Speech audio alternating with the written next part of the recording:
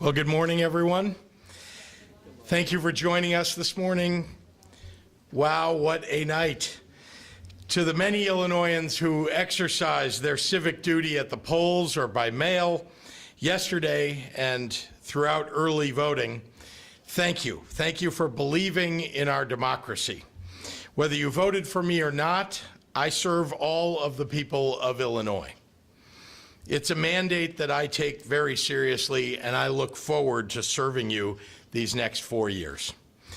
During my first term, we have raised the minimum wage, balanced the state budget, got credit upgrades, made historic infrastructure investments, made college more affordable, lowered taxes to help families with inflation, lowered the price of insulin and other life-saving medications, legalized recreational cannabis, while expunging possession charges, which have mostly hurt Black and brown people, protected the right to reproductive health care, and the list goes on. As we embark on a second term, my administration will be laser focused on continuing to rebuild Illinois, an Illinois that works for everyone, regardless of their background or the zip code that they live in. The election yesterday was a chance for Illinoisans to decide who we want to be. Do we want to be the kind of state that provides humanitarian assistance to asylum seekers? Do we want to be the kind of state that prioritizes the mental health and substance use treatment for people who need it most? Do we want to protect women's rights and civil rights and voting rights? Do we want to be the kind of state that leads the clean energy revolution, paving the way for an environmentally conscious and sustainable future? Well, Illinoisans made their decision, a decision that we should be a beacon of hope and opportunity and caring.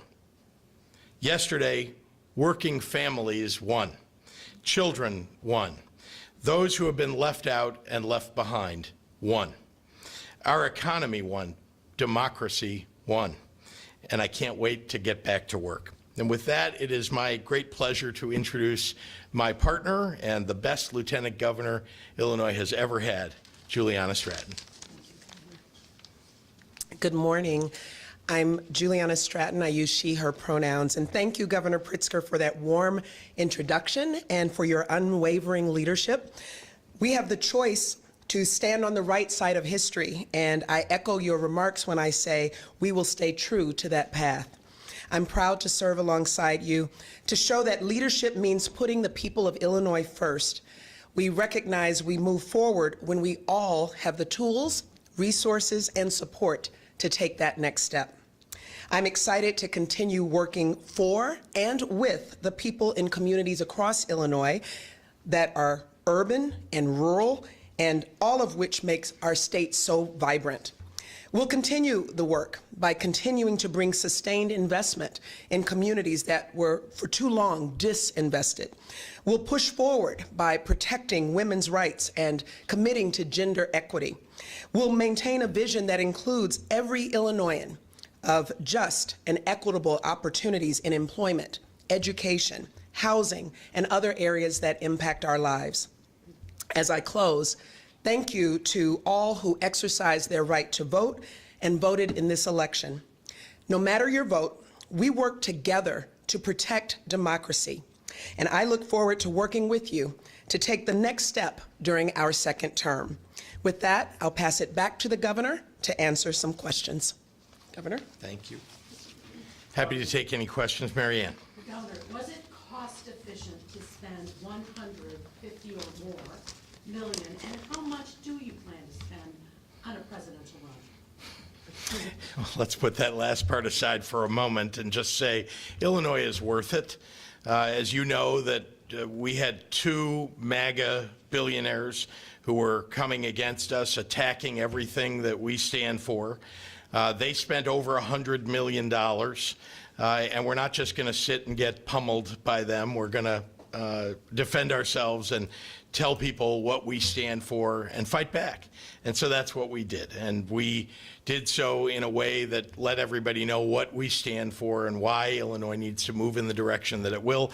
And overwhelmingly, Illinoisans agreed with us. And as for that presidential run, how much time do you have to think about it before you make that decision? I am not focused on that at all. I am focused on serving as governor for the next 4 years. It's really the most important thing to me is we have a lot of challenges that Illinois needs to overcome. We've got to work hard on it, and I'll be doing that. If the president chooses not to run? Well, he has said that he intends to run, and so I look forward to supporting him.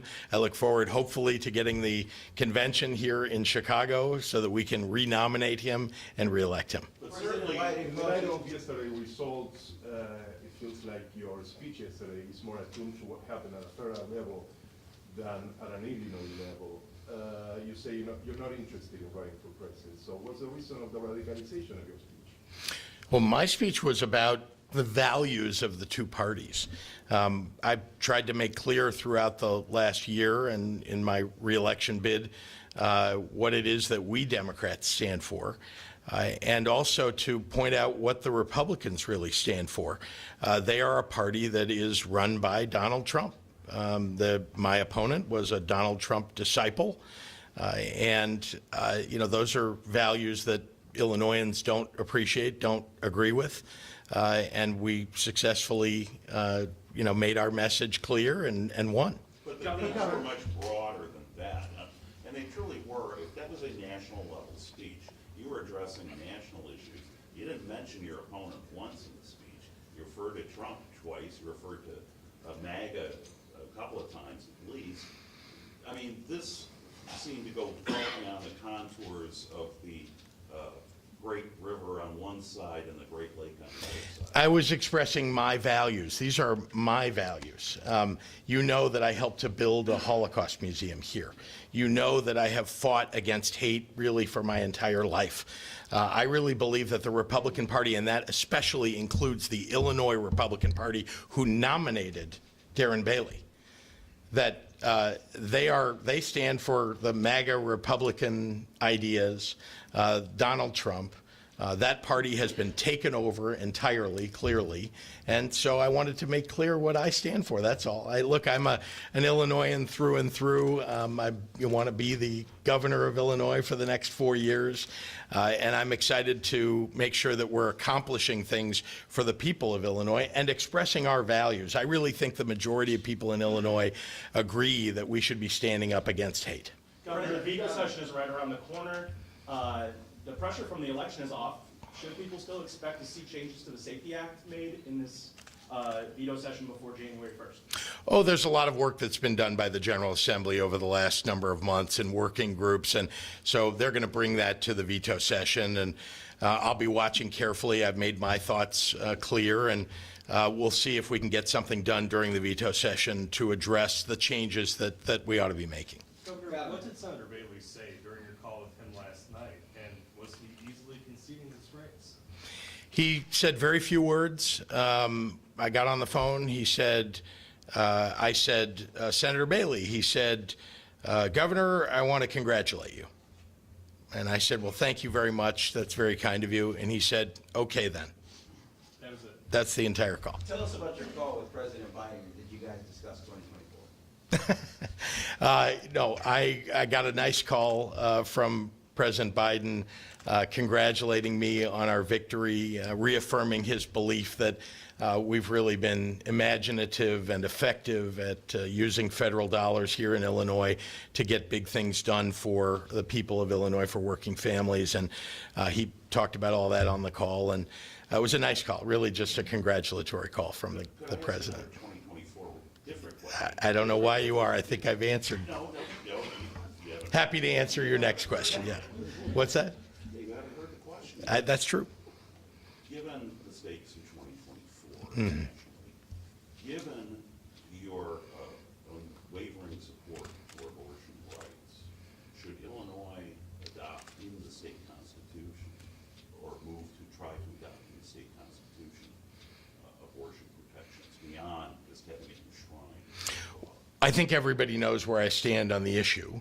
of supporting women's reproductive rights. And so anything that we can do certainly would be an advancement to protect women's rights. And Something we should do. it's certainly something that we could think about. It is obviously very difficult to get things onto the Illinois Constitution. And so that's one of the considerations, I think. But here's the thing. We are a pro-choice state, and certainly as governor for the next 4 years and with a Democratic General Assembly, I think we will successfully expand our capacity to deal with the challenges that are now facing Illinois because every state around us has become an anti-choice state. So we're going to do everything we can to protect a woman's right to choose. And I pledge to women everywhere in our state that I take it as a very personal responsibility that we should protect them and that we should do everything that we can to continue to do that. Jim Durkin announced that he's. Sorry, it's okay, Dana, yeah. I was looking right at you. That you had mentioned you serve all people of Illinois. Yes, What, ma'am. if any, olive branch specifically will you extend to the Republican Party? And considering the results from last night, do you think that Illinois' Republican Party should or might start moving away from the Donald Trump platform? Clearly, they should move away from the Donald Trump platform. The Republican Party has gone so far off the rails now that they don't represent the majority of people in the state of Illinois. In fact, they've become a super minority party representing a super minority of people in Illinois, even though they control that the super minority of Republicans control the Republican Party. So I implore them to change. I also have always reached out, literally from before I was elected the first time, to the Republicans in the General Assembly to work with them, and we've gotten a lot done. I don't know if you recall, but many of the things that I just talked about that we accomplished actually were done in a bipartisan fashion. We legalized cannabis in a bipartisan fashion. We did it, we passed the infrastructure bill in a bipartisan way. We passed my first budget in a bipartisan way. It was the Republicans who decided after 1 year that going into an election year, they wanted to stop working together. So I'm open to working with Republicans on good, rational, solid ideas for the future of the state. And yeah, compromise is a good thing. If they have good ideas, they should bring it to the table. But Governor, what motivation do Democrats with continued supermajorities and with the election outcome have to even work with Republicans? There are some who are looking at the Republican Party in Illinois and saying they've pretty much become irrelevant. Well, that's not me. I think you have seen, I've worked with Republicans, and I look forward to, I have always had an open door. And I have asked Republicans to come see me if they want to talk about something and think we can work together on something. I've been open to that. I've never rejected that idea. I do like the idea of us having bipartisanship in the state of Illinois. Look, I'm not going to compromise my ideals and the things that I believe. But on the other hand, again, if you bring good ideas, it's something we ought to be listening to and incorporating. Governor, what should we think about that photo of you yesterday shaking hands alongside Chuy Garcia? Are you going to endorse anyone in the mayor's race? Might it be Mr. Garcia? Well, you apparently didn't see the pictures of me with Cam Buckner or with Alderman Eugene Sawyer. There were big groups. Well, I had a group of people together. You're making more of it than it is. Look, he's the congressman from the area where I was shaking hands at the Orange Line stop, and he's a good man. I am not taking sides in the mayoral race. I am focused on the job that I have ahead of me in my second term. Jim Durkin, now, would you Mike. like to see state lawmakers focus on abortion protections and passing an assault weapons ban during veto session next week, or just wait until you have more votes come January? Well, again, that's going to be a question of, a roll call, of looking at what we can get, and I'd like to do it in a bipartisan fashion also, what we can get together. Do you guys have enough votes, though, to do it next week? We'll see. I think that the fact is whether we get it done in November, we get it done in January, and early in the session, whenever that may be, we are going to work on passing an assault weapon ban and making sure that we are protecting women's reproductive rights by expanding capacity and in making the investments that are necessary here in our state to protect women. Your take on the fact that AP called the race at 7 p.m. when there were still people downstage waiting to vote? I have to say that I was as surprised as anybody. Look, I also saw a program the night before watching PBS. They interviewed Julie Pace, who works for AP, talking about the complex nature of the models that they use in order to make predictions and projections. And so I was fascinated watching it the night before, not expecting that our race would get called quickly. But look, they weren't wrong. Governor Jim Durkin announced this morning that he will not seek another term as a House GOP leader. What's your reaction to that? And obviously that's someone that you're used to working with. Are you concerned that someone who's much more conservative, someone from as you call the MAGA wing of the GOP might get that job? I'm only concerned if someone takes the job who's unwilling to sit down and actually talk about, what we might do together.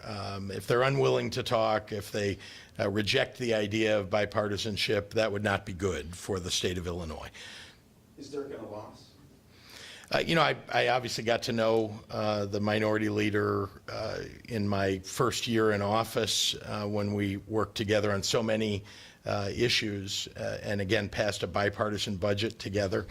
And so, look, I think someone who has served as many years as he has admirably, honorably, is someone that, is probably a loss for the Republicans because he's decided not to run for leader again. And so, I look forward to whoever the new minority leader is sitting at the table and getting things done with them. I just remind you that everybody at that table has now changed since I've been in office. And so, we've worked as best we could together on the, with the folks on the other side of the aisle.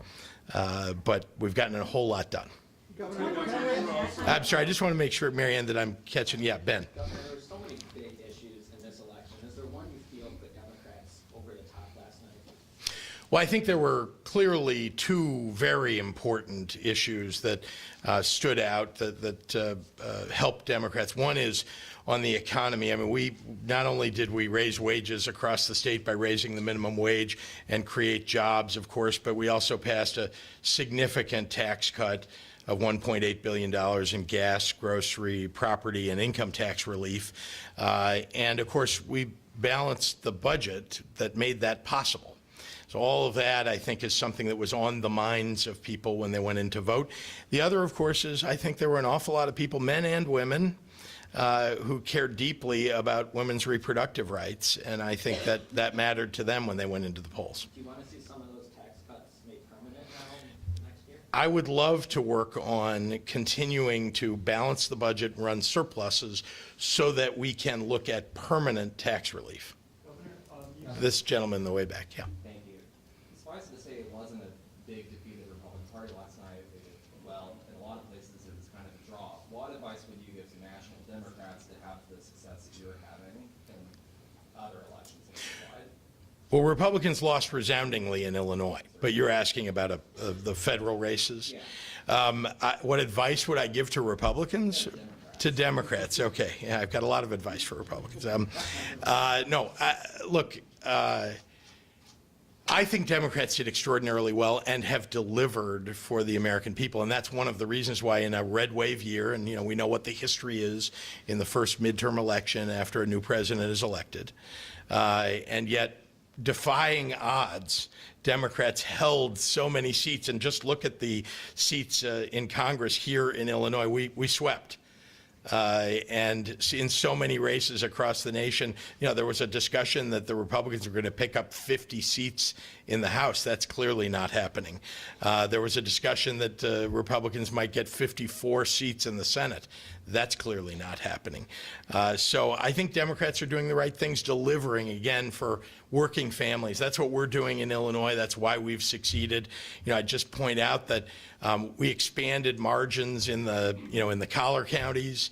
In the one sort of Republican collar county, McHenry County, we diminished the margin of loss there significantly. We won counties in Illinois that I had not won before, even though I won a historic 16 counties last time.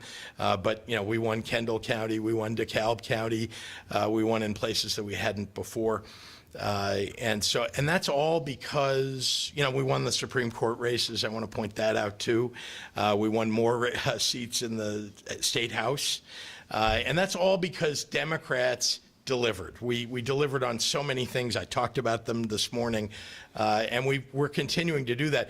Republicans are, complaining, criticizing, and they have no solutions for anything. And so, I think they should look at their own conduct and think about actually coming to the table to get things done with us. Governor, do you think because some of the Trump-endorsed candidates either lost or didn't win as big as they were expecting, that this is kind of somewhat of a national repudiation of Trump is? And do you think that'll have any impact on whether he launches a presidential run? I don't know about the latter part of your question, but clearly a repudiation of Trump candidates took place last night. You can look at some of the major Senate races, major governor's races, and Republicans who gladly had Donald Trump come into their state and campaign for them lost. Just look at my opponent. Governor, could you just clarify what your administration and IDPH might be doing regarding COVID vaccines in school? Because that, was raised by Senator Bailey at a big event on Monday. And secondly, could you just talk about, if there's anything, looking back at the last 4 years, are there any things you would have done differently? Any things you recommend? Well, on the former question, I'd just say, they meet on a regular basis to look at vaccines and, what requirements there ought to be. There are no policies or plans to expand to include a COVID-19 vaccine in those requirements. And then, sorry, the second part of your question was? In the last 4 years. What might I have done differently? Yeah. Well, listen, I think everybody can look back and think, could I have done something better along the way? And I've certainly answered that question with regard to the emergency that we dealt with in COVID-19 that we're continuing to wind down. But look, I don't know that I can tell you that there are things that I regret exactly, but I can tell you that I wish that we had had more of an opportunity to work in a bipartisan fashion. I wish that, and I know that other Democrats feel, as I do, that there should be opportunities to do that. Illinois used to be a state where that took place very often.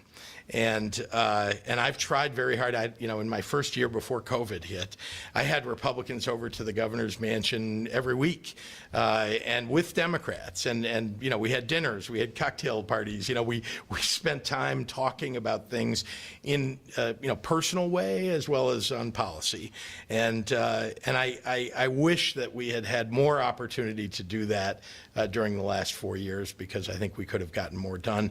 And I wish that Republicans hadn't chosen to become very partisan, shortly after my first year in office. And I think we can get back to a point where we are talking to one another. Again, it'll depend upon leadership and others in the party, in the Republican Party. Governor, you said that Yes. you intend to serve out the 4 years of your second term. Mm-hmm. Will you commit to finishing your second term? I commit to you that I'm planning to be the governor for the next 4 years. We have too many things that we need to accomplish for the state. I think we all know, what that list is, or at least you all have a pretty good idea what that list is, and we're going to continue to do it. And again, principal among them is we've got to stop being irresponsible about our fiscal situation in the state like my predecessor was, and like was proposed by my opponent during this latest campaign, and actually focus on solving the real fiscal challenges of Illinois.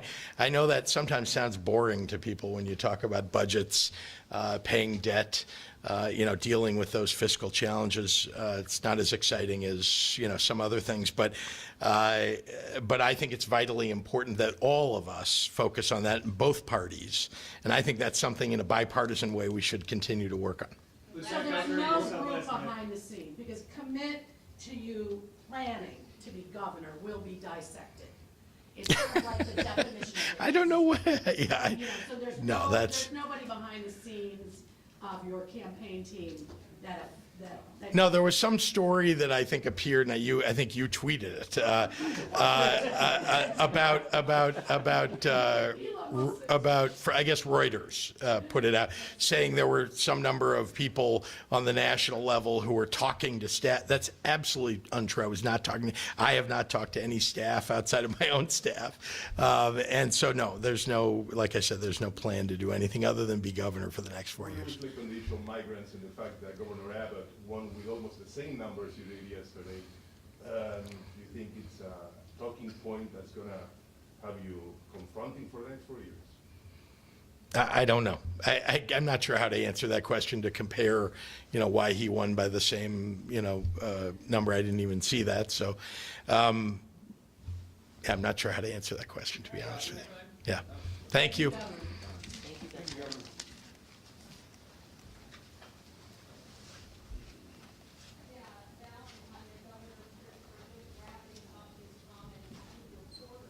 Hearing this entire side of the room clear their throats when he said, I